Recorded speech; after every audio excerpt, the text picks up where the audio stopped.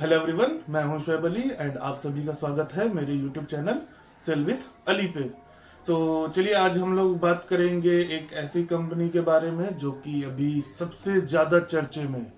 मतलब अभी जहां भी देखिए उसी कंपनी के चर्चे हो रहे हैं। कोई बोलता है ये फ्रॉड कंपनी है, कोई बोलता है ये तो डीजी अप्रूव्ड ही नहीं है, कोई बोलता है कि ये जो नया इनका इंस्टीट्यूट खुल रहा है वो इंस्टीट्यूट फ्रॉड है, इंस्टीट्यूट डीजी अप्रूव नहीं है, यहाँ फॉर्म मत फिल करो, यहाँ से अगर स्पॉन्सरशिप ले भी लिया तो कोई फायदा नहीं है। कुछ लोग बोलते हैं कि इस कंपनी की जहाज सिर्फ इंडिया में ही सेल करती है, फॉरेन गोइंग नहीं रहती है, जिसके वजह से सेकेंड मेट एग्जाम देने में प्रॉब्लम आएगा। तो आज हम लोग इसी चीज के बारे में बात करेंगे और वो कंपनी है सेवन आइलैंड। तो चलिए सेवन आइलैंड के बारे में बात करते हैं। उससे पहले आपको एक बात बता दें, अगर आप मर्चेंट नेवी में स्पॉन्सरशिप या फिर आईएमईसीटी की प्रिपरेशन कर रहे हैं तो डिस्क्रिप्शन में व्हाट्सएप ग्रुप का लिंक है, टेलीग्राम ग्रुप का लिंक है, आप उसको ज्वाइन कर सकते हैं। उसमें आपको सारी इन्फॉर्मेशन मिलती रहेगी। तो चलिए आते हैं वीडियो पे। तो बहुत लोगों का डाउट होता है कि ये seven island shipping limited company जो है ये किस तरह की कंपनी है और क्या है, और ये जो एक इंस्टीट्यूट ओपन हो रहा है सेवन आइलैंड के नाम पे, तो ये क्या है। तो सबसे पहले बता दे, सेवन आइलैंड कंपनी ये एक इंडियन ओनरशिप कंपनी है जो कि 2003 में स्टार्ट हुई थी। बट अभी 4-5 साल से इस कंपनी का ग्रोथ बहुत ज्यादा है, जिसकी वजह से ये कंपनी अभी इंडिया में बहुत ज्यादा चर्चे पे है। और ये ही कंपनी अभी अपना एक इंस्टीट्यूट ओपन करने जा रही है। जैसा आप लोगों ने देखा होगा कि एंग्लो ईस्टर्न एक कंपनी है जो कि जिनका खुद का अपना इंस्टीट्यूट है, वैसे ही ग्रेट ईस्टर्न शिपिंग कंपनी एक कंपनी है, उनका खुद का इंस्टीट्यूट है। तो उसी तरह सेवन आइलैंड भी एक कंपनी है, ओनरशिप कंपनी है, इंडियन ओनरशिप कंपनी है, जिसमें सारे जहाज टैंकर हैं। इसके बारे में आगे हम लोग बात करेंगे। तो ये कंपनी है, ये अपना इंस्टीट्यूट ओपन कर रहे हैं खपोली में, जो जिसमें 2-3 प्रोग्राम होंगे, लाइक डीएनएस होगा, जीएमई होगा, ईटीओ होगा एंड जीपी रेटिंग होगा। ये 4 कोर्सेज होंगे उसमें। और अगर आप ग्रेट ईस्टर्न के बारे में जानते हैं तो ग्रेट ईस्टर्न में भी सेम यही 4 कोर्स हैं और सेवन आइलैंड में भी यही 4 कोर्स ओपन हो रहा है। एक तरह से अगर कहें तो सेवन आइलैंड को ग्रेट ईस्टर्न का छोटा भाई कह सकते हैं, क्योंकि मोस्टली सेवन आइलैंड में आपको जो भी कुछ दिखेगा सारा का सारा मेथड ग्रेट ईस्टर्न वाला ही दिखेगा। इसका भी रीजन है, वो बाद में बात करेंगे इस ऐसा क्यों है।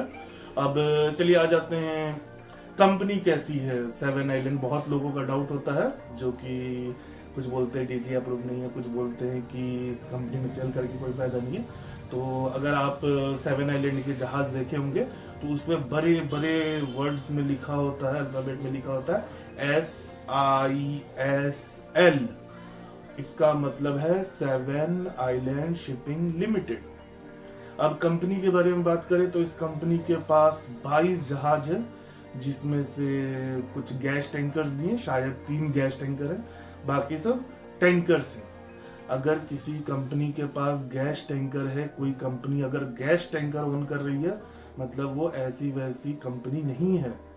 ठीक है, उसके बाद से आ जाते हैं कंपनी में क्या है। मतलब कुछ लोग बोलते हैं कि ये कंपनी तो डीजी अप्रूव्ड ही नहीं है। अगर डीजी अप्रूव नहीं होती तो ये इंडिया में सेल कैसे कर रही होती। इसको तो किसी पोर्ट पे अलाउ ही नहीं किया जाता। बात समझ रहे हैं, ये पॉसिबल ही नहीं है कि कोई कंपनी डीजी अप्रूव ना हो और वो आराम से इंडिया में उसकी जहाज सेल कर रही है। अब दूसरी बात पे आ जाइए। कुछ लोग बोलते हैं कि इस कंपनी का तो सारा जहाज इंडिया में ही सेल करता है, अगर इंडिया में सेल करता है तो सेकेंड मेट का एग्जाम कैसे देंगे।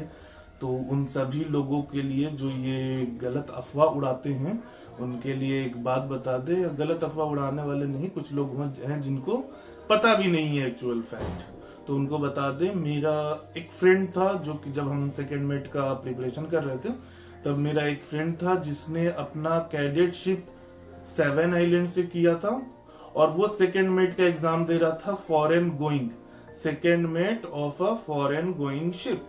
अगर वो कंपनी का जहाज फॉरेन गोइंग नहीं होता तो वो सेकेंड मेट का एग्जाम कैसे दे रहा होता। और दूसरा चीज, कुछ बोलते हैं कि इंडियन कोस्ट पे ही घूमती है उसकी जहाज। जब इंडियन कोस्ट पे घूमती है तो गल्फ कंट्रीज क्या इंडियन कोस्ट में आते हैं? क्योंकि 7 आइलैंड की बहुत सारी शिप्स गल्फ कंट्री जाती हैं, अफ्रीका जाती हैं। तो ये चीज तो सीधे सीधे खत्म हो जाता है कि इंडियन कोस्ट पे रहती हैं और डीजी अप्रूव नहीं है। तो जो लोग ऐसा बोलते हैं कि हाँ मतलब ये चीज है, इस वजह से मत जाओ, मत फॉर्म फिल करो, तो वो बेवकूफ हैं या फिर आपको बेवकूफ बना रहे हैं। अब आ जाइए दूसरी बात पे। कुछ लोगों का कहना है कि 7 आइलैंड में तो सैलरी कम है, वहाँ एनआरआई पूरा नहीं होता है, तो आपको कैडेटशिप करना है, आपको वहाँ मास्टर थोड़े ही ना रहना है।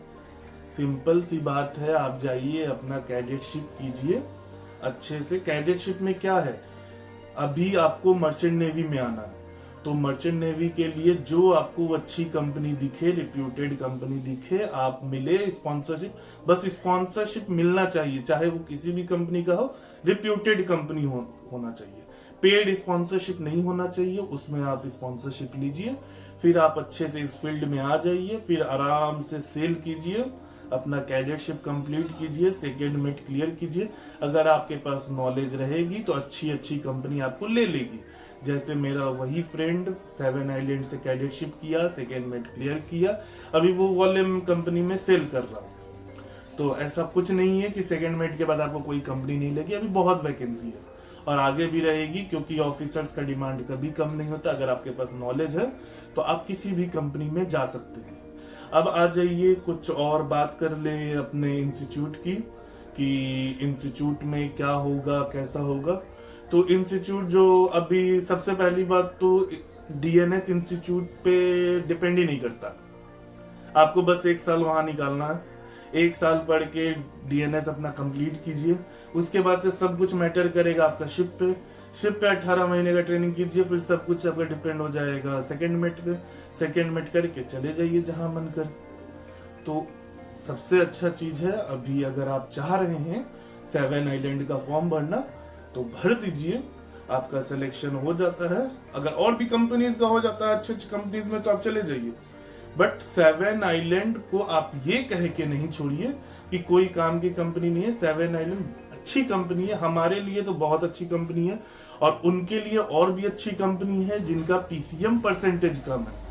क्योंकि जिनका पीसीएम परसेंटेज 60 to 65 है, वो वैसे ही बहुत कम कंपनीज में एलिजिबल हैं। अगर उनको 7 आइलैंड मिल जाता है, एक अच्छी कंपनी मिल जाती है, ओनरशिप कंपनी मिल जाती है, तो क्या खराबी है। और ऐसा भी नहीं है कि उनका शिप पुराना, बहुत ज्यादा पुराना है या घटिया है, ऐसा कुछ नहीं है। उनकी शिप वेल मेंटेन्ड है, जहां तक हमको पता चला है अच्छी शिप होती है उनकी। बस यही है कि पे थोड़ा सैलरी कम होता है, अब वो भी शायद बढ़ा रहे हैं। मतलब अभी हम सुने थे कि 3rd ऑफिसर का भी सैलरी बढ़ गया, सेकंड का भी बढ़ गया, और चीफ ऑफिसर और मास्टर का सैलरी वहाँ अच्छा है ही, तो सेकंड और थर्ड का भी बढ़ा दी है। कैडेटशिप में थोड़ा कम सैलरी मिलता है, 10,000 रुपया स्टेफन मिलता है। सो वो मैटर नहीं करता है, अभी आपको मैटर करता है कि आप जल्दी से जल्दी डीएनएस करें, स्पॉन्सरशिप के लिए लें, और फिर उसके बाद से डीएनएस करके सेकेंड मेट क्लियर करें, फिर उसके बाद से आपकी जो मर्जी जहां जाना है वहां चले जाइए, ठीक है। और एक चीज और बता दे, अगर आप स्पॉन्सरशिप की प्रिपरेशन कर रहे हैं, जैसे 7 आइलैंड की बात करें, 7 आइलैंड पिछले फेब बैच में ही उनका बैच स्टार्ट होने वाला था, बट कुछ प्रॉब्लम्स की वजह से, डीजी अप्रूवल ना मिलने की वजह से उन्होंने अपना बैच शिफ्ट कर दिया है अगस्त के लिए। अगस्त में वो 80 बच्चे लेंगे, उस 80 बच्चे में से लगभग 15-20 उनके पास पहले से हैं जो पिछले ही बैच में एडमिशन लेने वाले थे। उसमें भी पिछले बार करीब 40 फरवरी बैच में 40 बच्चों को उनको लेना था, उसमें से 23 जो बच्चे थे वो हमारे कोचिंग के बच्चे थे। मतलब उनका जो 40 बंदे सेलेक्ट किए थे उन्होंने, उसमें से 23 बच्चे हमारे कोचिंग के शॉर्ट लिस्टेड थे। और अभी बात करें, अभी 7 आइलैंड का इंटरव्यू स्टार्ट होने जा रहा है। टेस्ट उनका 3 राउंड टेस्ट हो चुका है, जिसमें करीब 300 बच्चों ने टेस्ट दिया। उस 300 बच्चों में से करीब 90 बच्चे हमारे हैं जिन्होंने टेस्ट क्लियर किया है और इंटरव्यू के लिए कॉल आया है। लगभग 110 से 120 बच्चों को इंटरव्यू के लिए कॉल आया है, उसमें से 90 बच्चे हमारे कोचिंग के। तो अगर आप भी चाहते हैं कि आपका भी प्रिपरेशन इसी तरह हो, तो हमारा बैच ज्वाइन करें IMU मेट का। और अगर उस और जानकारी चाहिए आपको बैच के बारे में, तो नीचे आपको कांटेक्ट नंबर दिख जाएगा डिस्क्रिप्शन में, और यहाँ ऊपर भी एक आपको कांटेक्ट नंबर दिख रहा होगा, उस पे आप कांटेक्ट करके बात कर सकते हैं। हमारा बैच अगला स्पॉन्सरशिप के लिए जो है वो 6 अप्रैल से स्टार्ट हो रहा है एंड IMU CET के लिए 16 अप्रैल से। तो देर ना करें, जल्दी से जल्दी आकर बैच ज्वाइन कर लें ताकि आप भी एक अच्छे से प्रिपरेशन कर सकें। और अगर कोई भी आपको बोलता है कि भाई इस कंपनी में फॉर्म मत भरो, अच्छी कंपनी नहीं है, तो आप सीधे सीधे अनसुना करके निकल जाएं, क्योंकि वो आपको बेवकूफ बना रहा है। ठीक है, तो इसी के साथ हम अपना वीडियो खत्म करते हैं। Tata, bye bye, take care.